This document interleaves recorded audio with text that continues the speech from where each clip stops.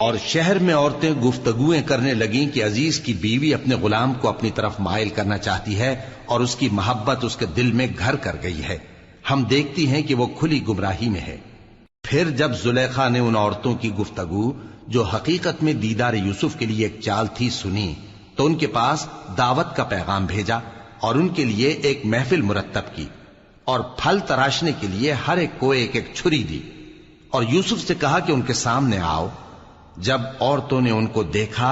تو ان کا روب حسن ان پر ایسا چھا گیا کہ پھل تراشتے تراشتے اپنے ہاتھ کاٹ لیے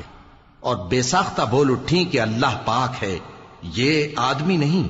یہ تو کوئی بزرگ فرشتہ ہے۔ زلیخا نے کہا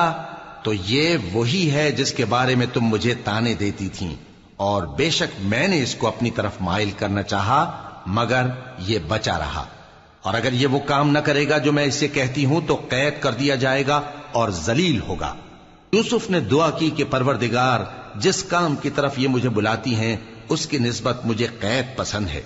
اور اگر تو مجھ سے ان کے فریب کو نہ ہٹائے گا تو میں ان کی طرف مائل ہو جاؤں گا اور نادانوں میں سے ہو جاؤں گا۔ پس ان کے رب نے ان کی دعا قبول کر لی اور ان سے عورتوں کا داؤں ٹال دیا، بے شک وہی تو سننے والا ہے، جاننے والا ہے۔ پھر باوجود اس کے کہ وہ لوگ ان کی بے گناہی کے نشان دیکھ چکے تھے، ان کی رائے یہی ٹھہری کہ کچھ عرصے کے لیے ان کو قید ہی کر دیں۔